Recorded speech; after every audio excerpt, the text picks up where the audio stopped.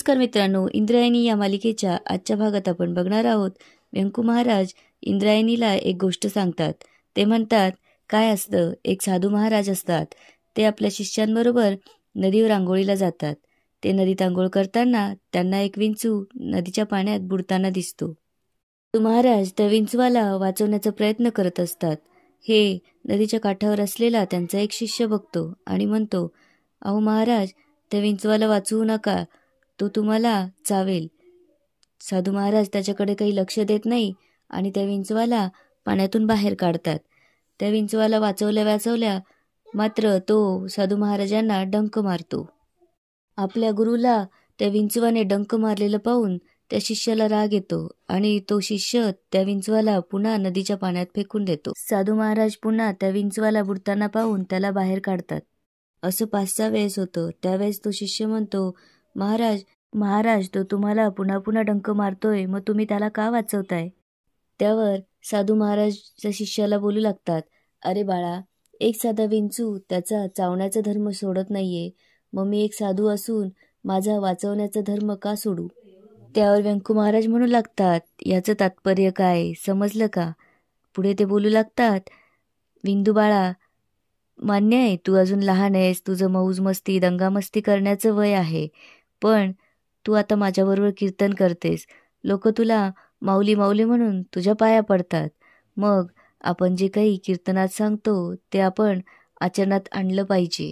पुढे ते बोलू लागतात, तू भरपूर दंगा केला पाहिजे, मौज मजा केली पाहिजे, पण आपल्या वागण्याने कोणाला त्रास होणार नाही ना, कोणाला दुखापत होणार नाही ना, याचं भान आपण नेहमी ठेवलं पाहिजे आणि ते सगळ्यांनीच ठेवलं पाहिजे.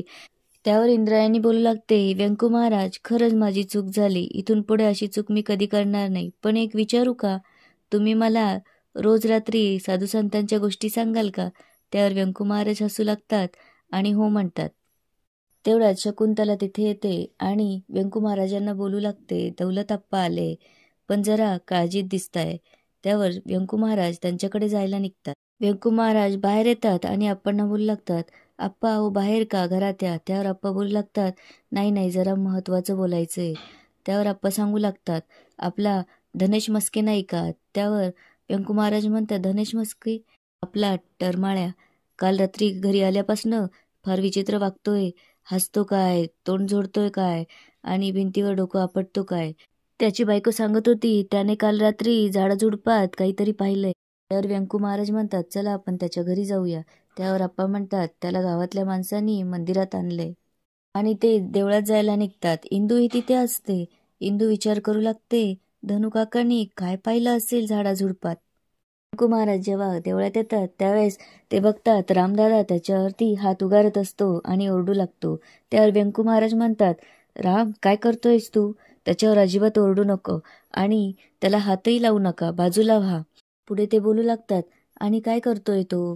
किती शांत बसलाय. त्यावर रामदादा म्हणतो, अहो व्यंकू महाराज, तो एकदम येड्यागत वागतोय. व्यंकू महाराज त्याच्याकडे जायला निघतात. त्यावेळेस आप्पा म्हणतात, त्याच्याजवळ जाऊ नका, त्याचं काम तमाम झालंय. त्यावर व्यंकू महाराज म्हणतात, आप्पा तुम्ही शांत बसा. व्यंकू महाराज धनेश जवळ जातात आणि त्याच्याजवळ बसून त्याला विचारू लागतात, धनेश, ही लोक बोलताय की तू काल झाडाझुडपांमध्ये काहीतरी पाहिलंय. मला तू निशंकपणे सांग, काय पाहिलंय तू काल? आणि ते त्याला हात लावतात. जेव्हा व्यंकू महाराज त्याला हात लावतात त्यावेळेस तो जोरात ओरडून उठतो, ती आली, सगळ्यांनी जा. त्यावर व्यंकू महाराज विचारू लागतात, अरे धनेश, कोण येणार? त्यावर धनेश उठतो, उपरनं हातात पकडून फिरू लागतो आणि म्हणतो, साडीवाली बाई. असं म्हणून तो बाई माणसासारखं बोलू लागतो आणि रामाला हात करून जवळ बोलवतो. रामाजवळ जाताच तो त्याच्या कडेवर बसतो. पुढे तो मोठमोठ्याने ओरडू लागतो, ती येणार आणि सगळ्यांना नेणार. व्यंकू महाराजांजवळ जाऊन म्हणतो, ती तुला पण नेणार, तुला पण दाढी आहे. तेवढ्यात त्याला माणसं ओढू लागतात आणि तो म्हणू लागतो, साडीवाली बाई, दाढीवाली बाई. इकडे इंद्रायणी बाहेर येते. तेवढ्यात इम्रान तिच्या जवळ जातो आणि तिला विचारू लागतो, तू गेली होती ना पप्प्याकडे, कसा आहेस तो? मी जाणार होतो पण मला भीती वाटली, त्याचे बाबा पण आले असतील ना. त्यावर इंद्रायणी म्हणते, भीती वाटते म्हणून मित्राला भेटायला जायचं नाही का? पुढे ती म्हणू लागते, डॉक्टर आले होते, ते म्हटले की त्याला शॉक बसलाय, त्याला पूर्वीसारखं व्हायला वेळ लागेल. इंद्रायणी म्हणते, लई घाबरलाय रे बिचारा. त्यावर इम्रान म्हणू लागतो, खरं तर ना त्याला एवढं घाबरायची गरजच नव्हते. त्यावर इंद्रायणी विचारते, म्हणजे? पुढे तो म्हणू लागतो, त्याला माहीत होतं की पांढऱ्या चादरीतलं भूत तू आणि गोपाळ आहे. आणि इम्रान झालेलं सगळं सांगू लागतो.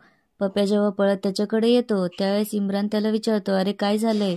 त्यावर पप्या म्हणतो, अरे तू पण पळ, मागे भूत आहे. त्यावर इम्रान हसून म्हणतो, अरे ते भूत नाहीये, इंद्रायणी आणि गोपाळ आहे, तुला घाबरवताय. त्यावर पप्या म्हणतो, असं व्हय? अरे मी घाबरलोच नाही, मी तर ऍक्टिंग करत होतो. इंद्रायणी म्हणते, म्हणजे त्याला सगळं माहीत होतं? त्यावर इम्रान म्हणतो, नाही तर काय. पुढे इंद्रायणी बोलू लागते, मग जर तो आमच्या मस्करीने असं झालं नसेल तर कशामुळे झाला असेल?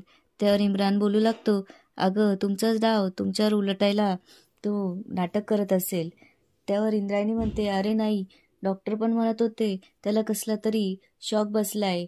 मग काय पाहिलं असेल त्याने, त्याच्यामुळे तो असा झाला. इकडे अंताजी गाणं म्हणू लागतात, साडीवाली दाढीवाली माडीवाली बाई. त्यावर मोठ्या बाई घाबरतात आणि म्हणू लागतात, ओ असं अभद्र गाणं बोलू नका. अंताजी म्हणता, ए तुला नवरा समाधानी असलेलं बघवत नाही का? आणि मी बिझी असतो दिवसभर, असं कामामध्ये डुंबलेला असतो. मोठ्या बाई बोलू लागतात, कुठली कामं तुमची, पत्ते कुटायची? त्यावर अंताजी म्हणतात, ए पत्त्याला नाव नाही ठेवायचे, ग्लॅमर आहे पत्त्याला, तो माणसं जोडणारा खेळ आहे. पुढे ते म्हणू लागतात, हा खेळ जर ऑलिम्पिकमध्ये असतं तर मी गोल्ड मेडल मिळवलं असतं. त्यावर मोठ्या बाई म्हणू लागतात, अहो गोल्ड मेडलचं काय, इथं गावात घरात काय चाललंय त्याचं काय? त्यावर अंताजी म्हणतात, गावात भूताचं काय चाललंय मला माहित नाही वय, अंताजी नाम है मेरा, मुझे सब कुछ पता होता है. पुढे मोठे बाई बोलू लागतात, माझी तर खूप घाबरगुंडी उडाली आहे, आपल्या अधोक्षजला जर काही केलं तर. त्यावर अंताजी म्हणतात, तू घाबरतेस? अगं तुला पाहून भूत उलट्या पावल्याने पळून जाईल. आणि ते निघू लागतात. त्यावर मोठ्या बाई म्हणू लागतात, अहो नका ना जाऊ बाहेर, तुम्ही असं रात्री अपरात्री बाहेर जातात, जर तुम्हाला भूत दिसलं तर, तुम्हाला काही झालं तर. त्यावर अंताजी म्हणतात, अगं मला आडवं जाणारं भूत अजून पैदा झालं नाहीये, आणि जरी दिसलं तरी मी त्याला पकडून तुझ्या समोर आणेल, असं म्हणून ते तिथून निघून जातात. पप्याची आई पप्याच्या बाबांना कधी येणार विचारू लागते. तेवढ्यात इंदू, गोपाळ आणि अधोक्षज तिथे जातात. त्यांना बघून पप्याची आई रागवते. त्यावर इंदू म्हणू लागते, अहो आम्हाला आमची चूक मान्य आहे, आम्ही माफी मागायला आलोय, आम्हाला बघू द्या ना पप्याला, आमचा बेस्ट फ्रेंड आहे तो. त्यावर ती इंदूला पकडते. त्यावर गोपाळ म्हणू लागतं, तिला मारू नका, तिची एकटीची चूक नाही. त्यावर माहिती आहे मला, माझ्या सोन्यासारख्या पोराची काय अवस्था झाली तुमच्यामुळे, जा इथून, असं म्हणून ती त्यांना काढून देते आणि परत फोनवर बोलू लागते. ते जाऊन घराच्या मागे लपतात. गोपाळ इंदूला तिच्याकडे जायला सांगतो. त्याप्रमाणे इंदू पप्याच्या आईकडे जाऊन म्हणू लागते, आम्हाला बघू द्या ना पप्याला. तेवढ्यात गोपाळ आणि अधोक्षज पप्याकडे जातात आणि त्याला म्हणू लागतात, आम्ही आलोय, उठणारे. आणि इंदू मात्र खिडकीतून बघत असते. आणि याच ठिकाणी आजचा हा एपिसोड संपतो. आता पुढे काय होणार ते बघूया उद्याच्या भागात. धन्यवाद.